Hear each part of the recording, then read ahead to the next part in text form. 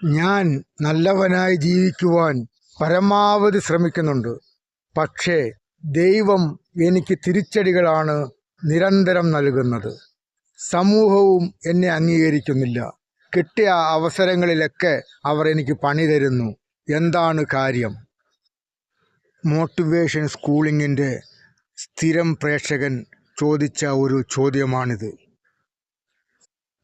നല്ലവനായി ജീവിച്ചിട്ട് വിഡ്ഢിത്തം കാണിച്ചാൽ എങ്ങനെയാണ് വിജയിക്കാൻ കഴിയുക?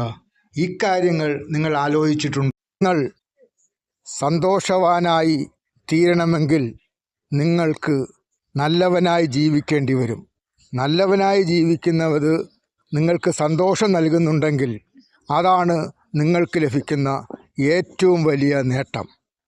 നന്മയ്ക്ക് പ്രതിഫലം നന്മ കിട്ടും.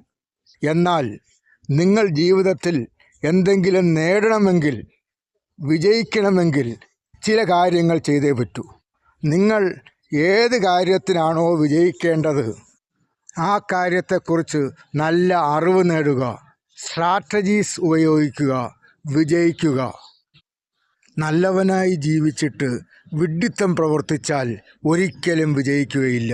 വിജയിക്കണമെങ്കിൽ കഴിവ് വേണം, സ്ട്രാറ്റജീസ് വേണം, പ്രവൃത്തി വേണം. ഇതെല്ലാം കൂടി ചേരുമ്പോഴേ വിജയമുണ്ടാകൂ. ഞാൻ നല്ലവനാണ് എന്ന മനോഭാവം ആദ്യം വെടിയുക. നല്ലതും ചീത്തയും നിശ്ചയിക്കേണ്ടത് നിങ്ങളല്ല, നിങ്ങളെ വിലയിരുത്തുന്ന സമൂഹമാണ്.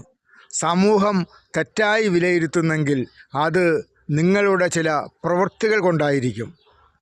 സ്വയം നിങ്ങൾക്ക് നല്ലവനാണെന്ന് തോന്നുന്നെങ്കിൽ അതിൽ ആശ്വസിക്കുക. കുറ്റബോധമില്ലാതെ സന്തോഷത്തോടെ ജീവിക്കുക എന്നത് വളരെ നല്ല ഒരു കാര്യമാണ്. അതാണ് ജീവിതത്തിൻ്റെ നേട്ടം. നിങ്ങൾ നല്ലവനാകാൻ ശ്രമിക്കുന്നതുകൊണ്ട് അത് ലഭിക്കും. എന്നാൽ ഏതെങ്കിലും കാര്യങ്ങൾ സാധിക്കാൻ അത് പോരാ. കഴിവ് വേണം. ഞാൻ മുമ്പ് പറഞ്ഞ എല്ലാ കാര്യങ്ങളും വേണം. നിങ്ങൾക്ക് എന്തെങ്കിലും സംശയങ്ങളുണ്ടെങ്കിൽ ചോദിക്കാൻ മടിക്കണ്ട. വീഡിയോയുടെ താഴെ കമൻറ്റ് ചെയ്യൂ. പേഴ്സണൽ ഉത്തരമാണ് വേണ്ടതെങ്കിൽ എൻ്റെ വാട്സാപ്പിലേക്ക് കമൻറ്റ് ചെയ്യൂ. 7907536093.